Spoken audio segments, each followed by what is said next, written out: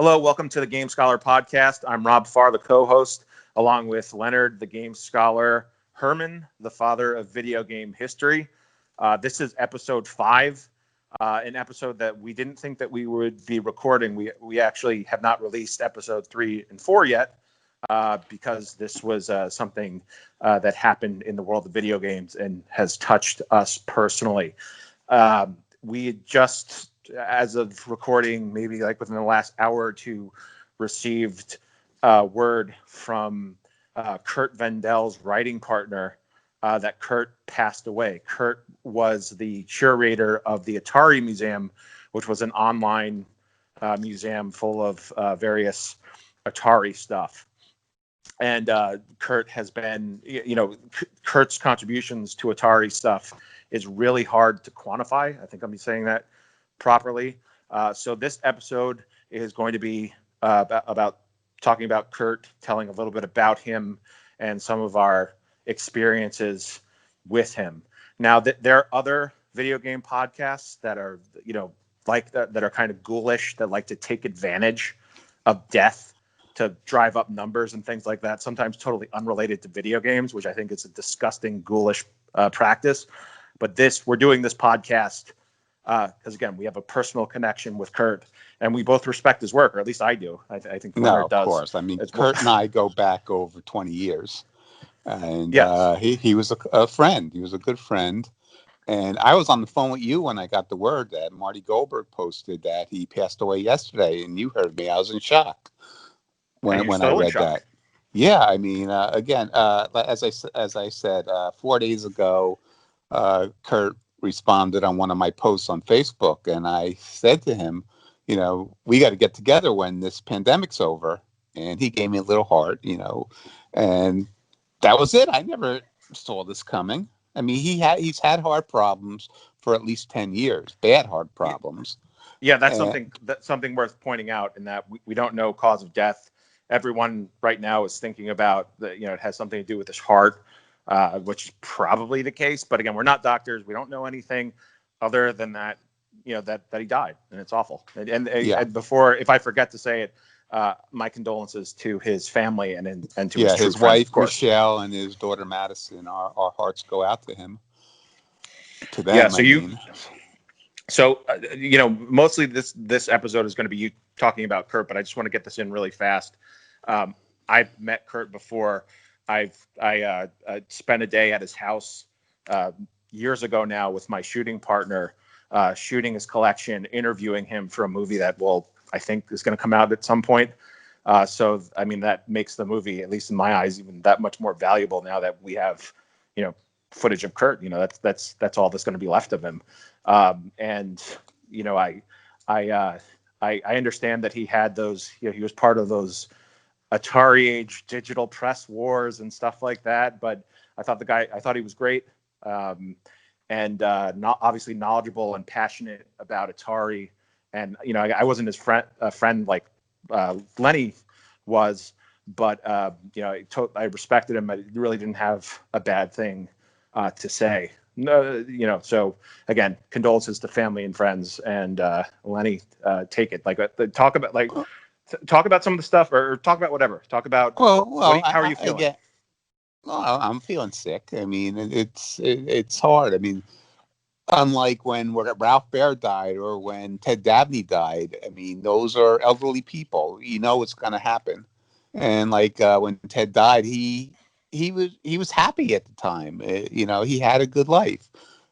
But Curt, again, even though despite his health problems, I did not see this coming. I never expected this to happen. What was Curt? I'm just numb.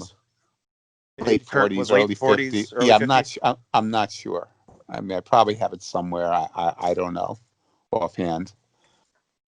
But in terms of how did you meet Curt? You said you've known him for over 20. As a matter of fact, you're the one who recommended that I go up to his place. I remember that. But okay. So how did you meet him? Was it video game? It has to be video game related, right? Yeah, I first met him at a Nava meeting when they were at Mike Etler's store in Howell, New Jersey. And what's a Nava meeting? Nava it's a get together of video game collectors and fanatics, and Mike Etler owned a store called Video Game Connections, which was in Howell, New Jersey. We started meeting back in 1995. We met quarterly, and it was just something we all looked forward to this every quarter, going to this. These meetings would last all night. People came from as far as West Virginia and Vermont, all over the place. People came to this. I mean, it still goes on at Digital Press, at Joe Santuli's store in Digital Press, but it's not the same as it was when it first started. Yeah, you have to stack it up. I was only at one at the tail. I think I was only. Mm-hmm. I thought I was in multiple ones, but it turned out to only be one. I mean, now when you have video game get together, there are all these different people. Women will show up, things like that. But back in the 90s, in Etler's store, I should release the footage that I have of the store. Like, these were hardcore people. These were the people, like the minority of the minority. This NAVA evolved into Classic Gaming Expo, which evolved into the Video Game History Museum, or the National Video Game Museum. John Hardy was one of the founders of NAVA, so it all started from this, and I was one of the founding members.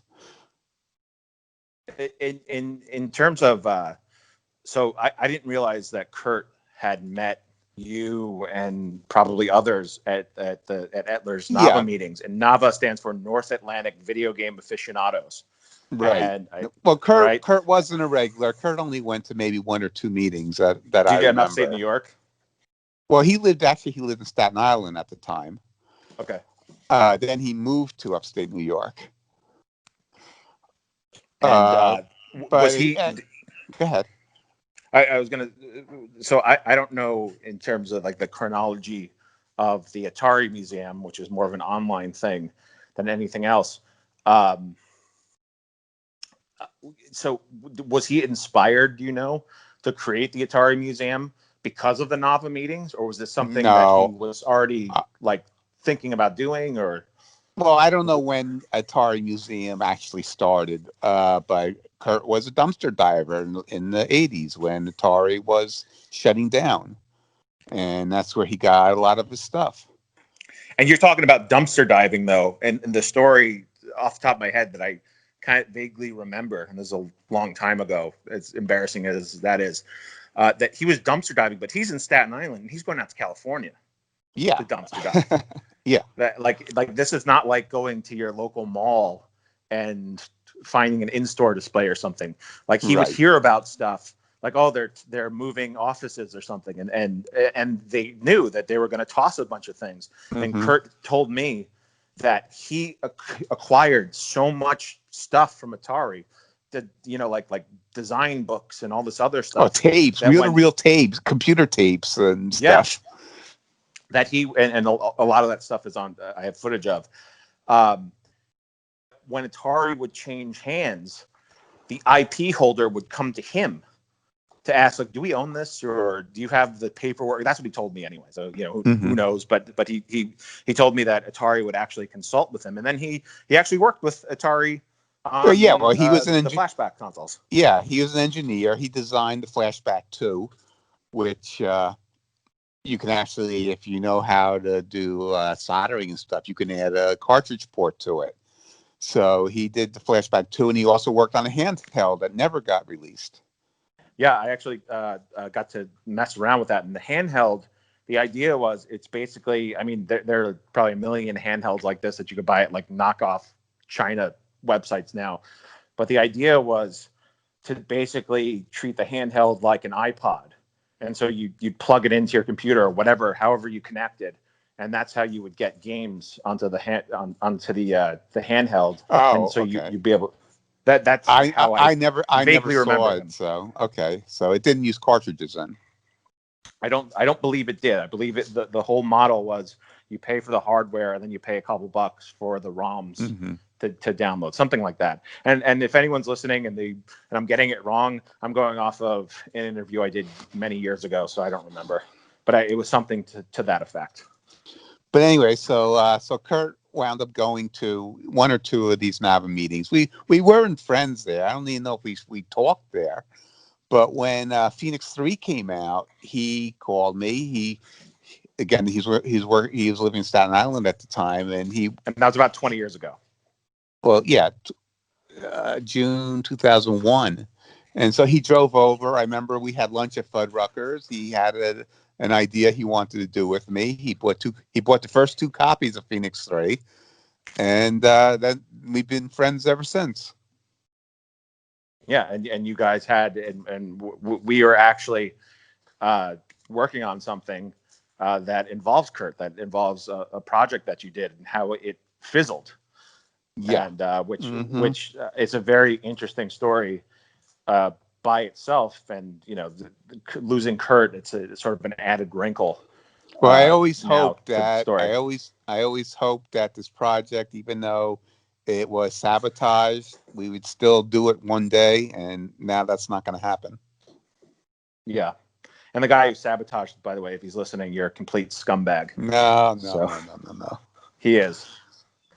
So, but yeah, no. It's really I obviously didn't have the same connection as you did, but I kind of can't believe that he's gone either. Because I lost track. I remember times with him. I was going to Ralph Baer's one time, and Curt was going to go with me. And so I went up to his house because I want to spend the night over because his house was on the way. And I was going to stay overnight there, and then we were going to go up together. And then when I got up there, he said he couldn't go for some reason. But I still spent the night there. We went out for breakfast the next morning, and I remember when we had breakfast, Marty called him. So I was talking to Marty Goldberg on the phone for a while. And I don't remember what year that was, maybe 2013 or so. And then another time, Curt was going to Brick, New Jersey, to the computer museum there that he was setting up, and he stopped at my house on the way, and we talked for a while. And that's probably the last time I saw him. But we still That's chatted after 2013? that. No, I don't remember when 2013 probably is when I was going to Ralph Baer's house. Okay. And that's probably the last time I went to Curt's house. But after that, he came down. He was going to Brick, so he stopped at my house for Sunday. But I don't remember exactly when that was. And that's probably at least one of the last times you'd ever go to Ralph's house as well. Well, that was probably the last time I saw him in person. Yeah. So, so in terms of if you had to explain to somebody, or maybe somebody, who some youngin who's into Atari or comes across Curt's website, and who the hell knows what's going to happen with the site and the museum. Yeah. That's discussion for another day. What would you say? Like, how would you sum up Curt and his contributions, especially to Atari? Curt was probably the most knowledgeable person about Atari that I could think of, except maybe people who are actually in the company itself. But even then, most of them probably don't know all there is about the company. And then Curt and Marty did the Atari book, that 800-page book, which unfortunately wasn't edited too well, but Spell check is your friend. I know. So, but the Atari Museum, the online Atari Museum, I used it a lot for, especially when I was doing Phoenix. It was a big help on some of these obscure stuff. I mean, seriously, it is like, the more I think about it, just all of his stuff, like where will that go? Or again, it's not, I'm not thinking seriously or to make a determination. I'm just, starting to think about, like, he had like almost like architectural sort of like map things kind of, and everything from Atari. I mean, it's seriously unbelievable, the stuff that he got. And if it wasn't for him, this stuff, and that's why, like, there are people who come out now and they're preservationists and all this crap. This guy was a real preservationist. This guy didn't take he didn't see what people had done for decades and then claimed it as his own, as certain people have done. And he was happy like hardcore. And he was happy to share it with everybody. Yeah. And well, I mean, as long as he, was in his possession. But yeah, I mean, Yeah, but I'm saying, but he had no qualms about not showing people his what he had. and wasn't there like, I'm trying to see again, so many things are coming. Wasn't there an issue, or Curt was involved with some controversy within silly, nonsensical stuff within the game community? Wasn't one of the things like he had like a lot of prototypes, and people accused him of hoarding them or something, which is the typical thing with No, prototype people, or something to that effect. I don't know about that. I mean, it's possible if it happened. I don't remember. Maybe I heard something, but I don't remember it. It's so inconsequential, but I just remember things like that because the one thing that was interesting, and you have a lot of responsibility, and I think Curt was one of the few that I would say, without knowing a ton, but just in appearance, he seemed one of the all the guys who made like their own museums, that he was one of the most responsible. And so people, old Atari, I guess that's redundant, but Atari people from back in the day would send him stuff, and say, Oh, hey, I got yeah. a box of this thing. And I think that was where some of it stemmed from. Like, people call John Hancock a e-beggar or something like that. So anytime people get stuff sent to them, other people have a problem with it, and things like that. It's foggy and hazy, and it doesn't really matter. But there's just some of the stuff that was coming back to me, but with involving Curt. But like you said, he was a true archivist, so I mean, it was going to a good cause. Yeah, I mean, he had a gigantic. It must have weighed a ton, and I don't know how the hell. I guess it's going to go with his house. An Atari in-store display. I mean, it was unbelievable. It had to be like 10 feet high or something. Just some of the stuff that I think he had. That mind thing, was that his? The What mind mind control. thing? The Atari mind. No, John Hardy had that. I thought Curt had one too. No, Curt had the Jaguar, the VR helmet. Oh, he had the VR, and wasn't that the helmet like Palmer Luckey, who did Oculus Rift, who was after, or something like that? Oh, I don't know. Or maybe that. But he lent it to me. EGM did a photo shoot in front of my house of all this weird, controllers and stuff. And Curt lent me his VR helmet. And it's also, there's a picture of it in Phoenix, my brother wearing it. And Curt had no qualms about me taking it. He knew, he knew it was in safe hands, and he got it back. Do you remember what issue that is? I mean, maybe after this is done, you can share that. Well, it's on the website.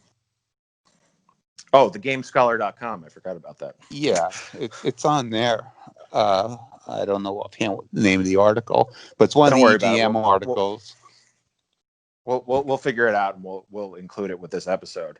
So I think, and is there anything else you want to know, or would want people to know, or to say about Curt, or anything else, or anything, how you're feeling, or just whatever? Well, again, I'm still numb, especially again, like I said to him just 4 days ago. Hope we get together. Just like this isn't happening. This year sucks so bad, and it's just another thing added to it. I learned from Marty that his wife will post what the arrangements will be. And if I've come across what the arrangements will be, or where donations can be sent, I'll pass that along. Okay. And, if there are any other pertinent updates for our listeners or anything else, we'll also, add that. But, again, condolences to everyone who spent time with Marty, who loved him, who family, friends, like real. Kurt, you mean Kurt? I'm sorry. Sorry, Marty's Marty. Still with us.